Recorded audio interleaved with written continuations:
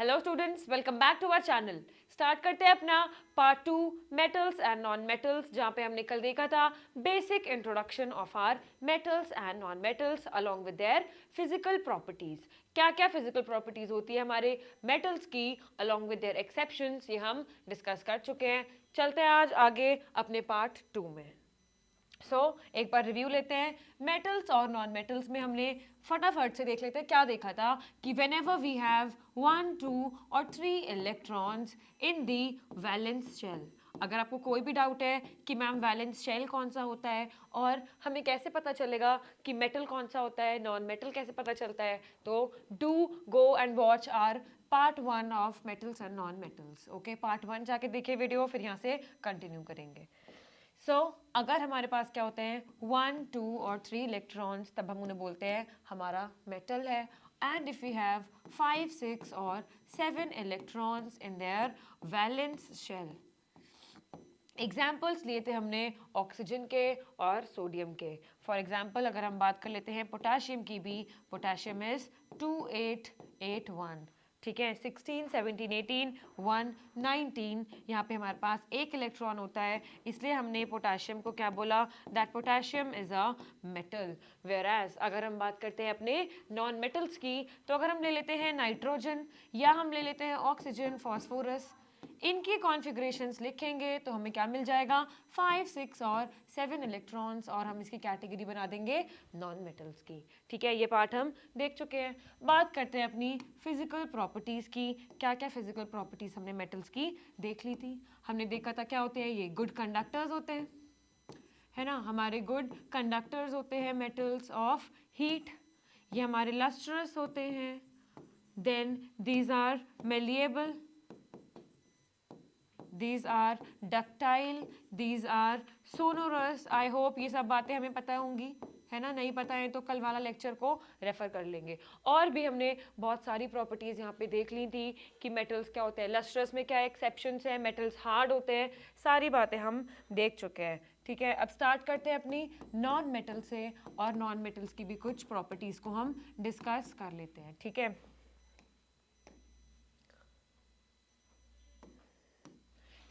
बात करते हैं यहाँ पे फिजिकल प्रॉपर्टीज ऑफ मेटल्स की। हमने क्या क्या देखा था, हमने यहाँ पे देखा था अपना, just a second, we have, okay. तो फिजिकल प्रॉपर्टीज में बात करते हैं पहले मेटल्स की। तो मेटल्स क्या होते हैं हमारे, लस्ट्रस, है ना, लस्ट्रस होते हैं, मतलब शाइनी अपीयरेंस उनका रहता है। देन मेटल्स हमारे हार्ड होते हैं। एक्सेप्शन हमने किसका देखा था, एक्सेप्शन हमने देखा था लिथियम, सोडियम और पोटेशियम के, जो क्या होते हैं, सॉफ्ट मेटल्स होते हैं।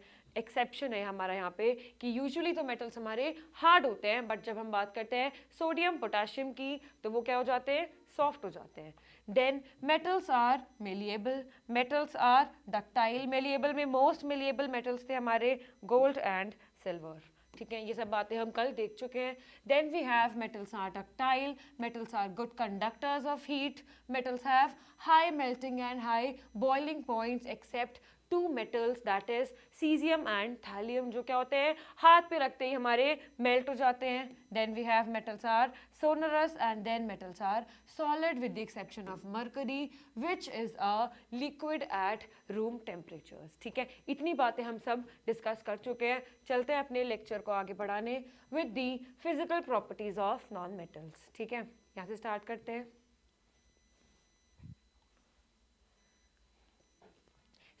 Physical properties of non metals में क्या देखेंगे कि नॉन मेटल्स हमारे क्या होते हैं, जनरली दीज आर सॉलिड्स और गैसेस। ठीक है, जनरली क्या होते हैं, सॉलिड्स होते हैं या फिर गैसेस होते हैं, except bromine which is a liquid. ठीक है, ब्रोमीन क्या है हमारा, लिक्विड नॉन मेटल। ये सब हमें बातें ध्यान रखनी है कि ये एक लिक्विड है, नॉन मेटल है। क्वेश्चन आ सकते हैं, name the following, name a non metal which is liquid at room temperature. Answer क्या देखे आओगे, आंसर देखे आओगे ब्रोमीन। ठीक है, बी आर इसका क्या होता है, सिंबल होता है। ठीक है, then non metals are opposite चलना है, नॉन मेलिएबल, नॉन डक्टाइल, मतलब ना तो हम इन्हें क्या कर सकते हैं शीट्स में ब्रेक कर सकते हैं, ना हम इनकी वायर्स ड्रॉ कर सकते हैं. Again, these are bad conductors of heat and electricity. Most important point इसका exception. क्या देखना है इसका most important point है हमारा इसका exception. ग्रेफाइट. ग्रेफाइट क्या होता है ना हमारा, ग्रेफाइट हमारा एक नॉन मेटल है, ठीक है. नॉन मेटल है तो क्या इससे हम उम्मीद करेंगे कि कैसा होगा, बैड कंडक्टर होगा. बट ये क्या हो जाता है, very good conductor of electricity, ठीक है. तो यहाँ पे हम बात कर रहे हैं अपने physical properties of non metals में, जिसमें हमने क्या क्या देखा, these are non malleable, these are non ductile, these are bad conductors with the exception of graphite, ठीक है. इसका एक्सेप्शन क्या है, ग्रेफाइट है. कॉपी कर लेंगे एक बार, ठीक है. एक बार जल्दी से कॉपी करें फिर स्टार्ट करते हैं अपना आगे. नेक्स्ट प्रॉपर्टी देखते हैं अपनी, non metals have low melting and low boiling points. जैसे हमने देखा था मेटल्स में कि मेटल्स का क्या होता है, high melting and high boiling points होते हैं, बट नॉन मेटल्स में क्या होते हैं, low melting and low boiling points. Then non metals are non lustrous, ठीक है. नॉन लस्ट्रस का मतलब क्या है, इनमें कोई शाइन नहीं होती है, जैसे हमारे पास मेटल्स में शाइन होती है. Now again very important, very very important, ठीक है. ओहो, ठीक है, यहाँ पे इसको हाईलाइट कर लेते हैं. क्या एक्सेप्शन है हमारा, आयोडीन हमारा एक्सेप्शन है. क्या है, आयोडीन नॉन मेटल है. नॉन मेटल है तो इससे क्या उम्मीद थी कि नॉन लस्ट्रस होगा, इसके पास शाइन नहीं होगी, पर हुआ क्या, एक लस्ट्रस नॉन मेटल, ये हमारा निकल गया है ना. तो लस्ट्रस नॉन मेटल का एग्जाम्पल, लस्ट्रस नॉन मेटल का एग्जाम्पल क्या देकर आएंगे, आयोडीन. सिंबल होता है इसका I, capital I. Okay, so again another very good exception, very important exception. First one was about graphite. Graphite कैसा था, good conductor था. Then we have iodine which is a lustrous non-metal. बात करते हैं अपनी सेवेंथ प्रॉपर्टी की, non metals are generally soft. जैसे हमने देखा कि मेटल्स कैसे होते हैं, हमारे हार्ड होते हैं. एक्सेप्शन था हमारा लिथियम सोडियम पोटेशियम जो सॉफ्ट थे. अब क्या है, नॉन मेटल्स है हमारे, वो क्या होंगे, नॉन मेटल्स हमारे जनरली सॉफ्ट होते हैं except diamond. Diamond is the hardest natural substance known. Again, it is very, very important. Okay, very, very important it is. From the examination point of view, आपसे name the following करके वो ऐसे questions को put up कर सकते हैं कि diamond क्या है, diamond हमारा non metal है. इससे क्या उम्मीद करते थे हम कि soft मिलेगा, but this is the hardest substance, natural substance known. Okay, allotropes होते हैं ना कार्बन के, 3 एलोट्रोप्स होते हैं, डायमंड, ग्रेफाइट, फुलरेंस, जिसका हम चैप्टर 4 में बात करेंगे. तो यहाँ पे क्या होता है, डायमंड क्या है हमारा, hardest natural substance known. Graphite होता है दूसरा एलोट्रोप, ये क्या होता है, गुड कंडक्टर ऑफ इलेक्ट्रिसिटी. फिर हमारा दूसरा नॉन मेटल था iodine, that was seen to have lustre among itself. Okay, तो ये सारी हमारी क्या है, प्रॉपर्टीज है हमारी नॉन मेटल्स की. जल्दी से एक बार देख लेंगे.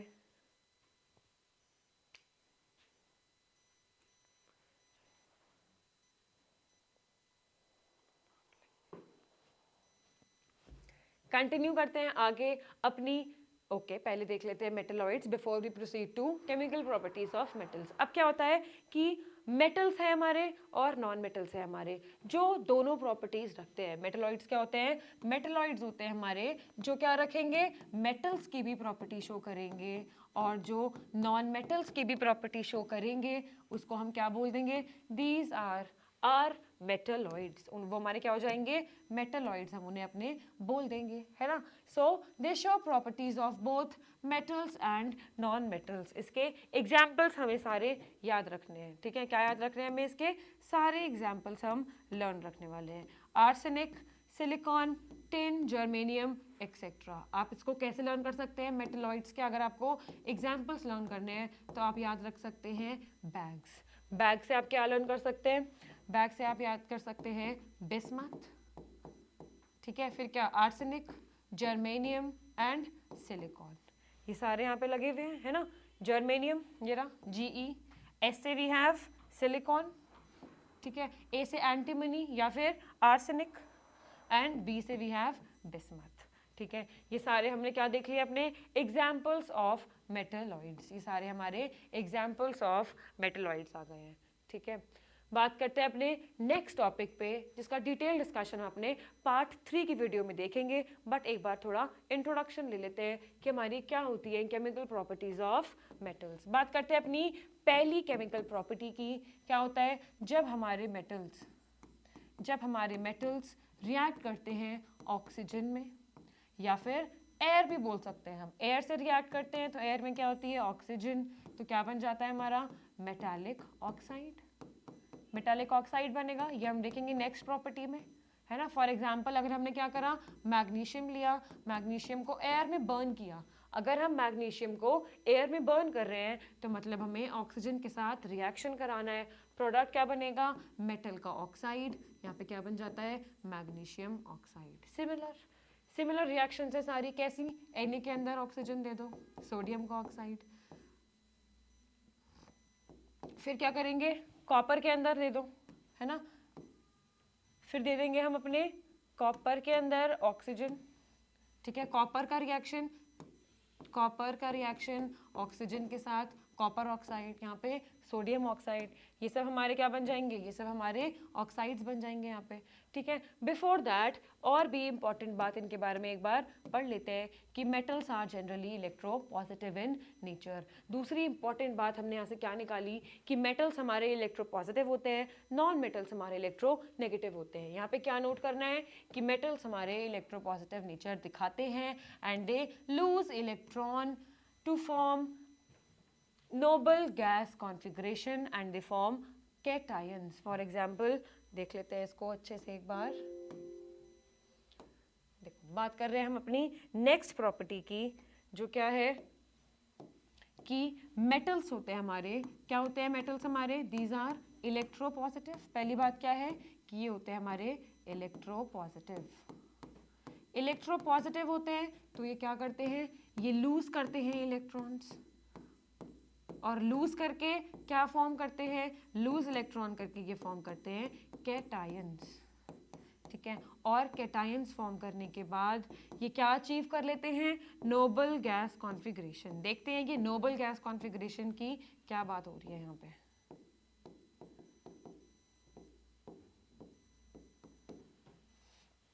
बात करते हैं अपनी नोबल गैस कॉन्फ़िगरेशन की, तो अब हम देखते हैं अपना पूरा एग्जाम्पल।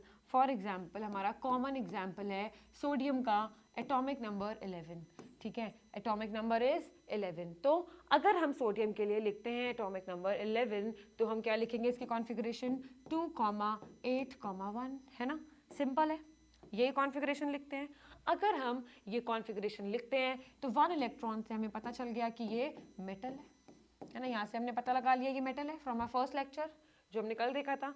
अब हम दूसरी बात क्या पता करेंगे यहाँ पे कि एक इलेक्ट्रॉन लूज करेगा ये, ठीक है, 1 इलेक्ट्रॉन है तो ये इलेक्ट्रॉन लूज करेगा, जितने वैलेंस इलेक्ट्रॉन्स होंगे उतने इलेक्ट्रॉन्स हमारा मेटल लूज कर देगा और उतना क्या बना देगा, चार्ज स्पीशीज बना देगा। फॉर एग्जाम्पल हमें क्या करना होता है, अपना ऑक्टेट कंप्लीट करना होता है, मतलब हमें क्या चाहिए, 8 इलेक्ट्रॉन चाहिए अपने लास्ट शेल में। कैसे मिलेंगे 8 इलेक्ट्रॉन्स, जब मैं इस एक इलेक्ट्रॉन को टाटा बाय बाय बोल दूंगी, है ना, इस एक इलेक्ट्रॉन को उड़ा देंगे तभी हमारे पास क्या बचेगा, तभी हमारे पास ये 2,8 कॉन्फ़िगरेशन बचेगी। अब ये 1 क्या है, अटक रहा है ना, तो इस इलेक्ट्रॉन को क्या कर दो, भगा दो इस एक इलेक्ट्रॉन को। तो हमने क्या करा, सोडियम ने एक इलेक्ट्रॉन को भगा दिया, है ना, लूज कर दिया एक इलेक्ट्रॉन। और अगर सोडियम ने एक इलेक्ट्रॉन को लूज कर दिया, यहाँ पे लिख लेते हैं एक बार,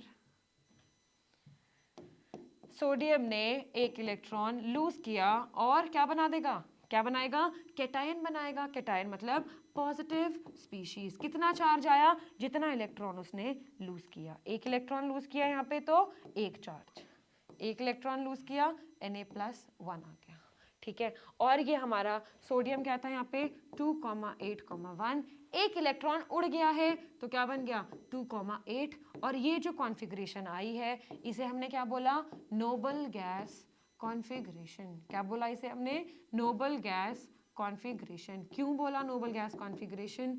क्योंकि जो हमारे नोबल गैसेस होती हैं वो होते हैं हमारे ग्रुप 18 में, और उन सब में क्या होता है, लास्ट इलेक्ट्रॉन, ठीक है, लास्ट इलेक्ट्रॉन जो होते हैं वैलेंस इलेक्ट्रॉन्स वो होते हैं 8 इलेक्ट्रॉन्स, और हमारे मेटल्स क्या कर रहे हैं, लूज करके ये वाली कॉन्फ़िगरेशन को गेन कर रहे हैं। कौन सी कॉन्फ़िगरेशन को? कि लास्ट में उनका क्या आ रहा है, ऑक्टेट कंप्लीट। नोबल गैसेस जो होते हैं ग्रुप 18 में, जैसे हीलियम, नियॉन, आर्गन, इन सब का क्या होता है, ऑक्टेट कंप्लीट होता है, ऑक्टेट कंप्लीट होता है। इसलिए हम बोलते हैं कि मेटल्स इलेक्ट्रॉन लूज करके क्या बनाएगा, इनकी जैसी कॉन्फ़िगरेशन बनाएगा, which is called noble gas configuration. Clear हुआ एग्जाम्पल? बात करते हैं एक और एग्जाम्पल की। For example I have calcium. Calcium is atomic number 20। मैं कॉन्फ़िगरेशन लिखूंगी 2882। कॉन्फ़िगरेशन लिखते ही हमने क्या देखना है, हमने देखना है कि लास्ट में 2 इलेक्ट्रॉन आ रहे हैं। अगर ये 2 इलेक्ट्रॉन क्या हो जाए, टाटा बाय बाय हो जाए, तो क्या हो जाएगा, उतने ही इसके क्या हो जाएंगे, वैलेंस इलेक्ट्रॉन्स हो जाएंगे 8। कॉन्फ़िगरेशन क्या हो जाएगी 288, और यहाँ पे 288 होने से क्या हो जाएगा, ये 8 इलेक्ट्रॉन जो हैं इससे हमारा ऑक्टेट कंप्लीट हो जाएगा।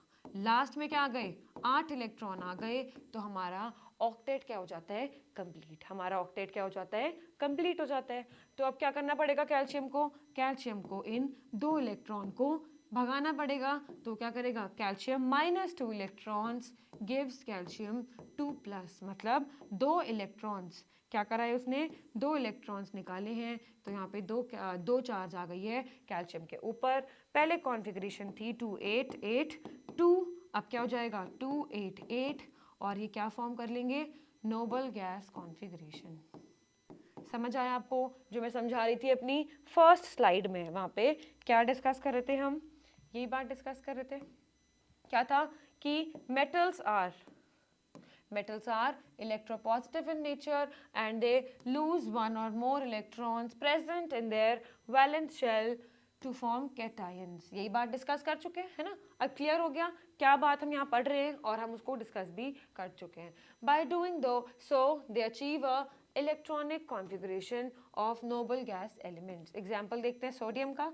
यहाँ पे 281 था, यहाँ पे क्या हो गया, एक इलेक्ट्रॉन लूज किया और 28 कॉन्फ़िगरेशन इसने बना लिया। कैल्शियम क्या था हमारा, कैल्शियम था हमारा 2882, है ना, यही दिख रहा है। जब इसने 2 इलेक्ट्रॉन यहाँ पे क्या करे, यहाँ पे लिख दो -2 इलेक्ट्रॉन, यहाँ नहीं लिखोगे तो यहाँ पे लिख दो प्लस इलेक्ट्रॉन, एक ही बात है। या तो यहाँ पे माइनस दिखा दो या फिर वहाँ पे प्लस दिखा दो, ठीक है। यहाँ माइनस होता है इसलिए वहाँ पे प्लस दिखाया है, ऑपोजिट है ना साइड्स। तो यहाँ पे 288 हो गया नोबल गैस कॉन्फ़िगरेशन। अच्छे से देख लो एक बार, कोई डाउट है तो पूछेंगे।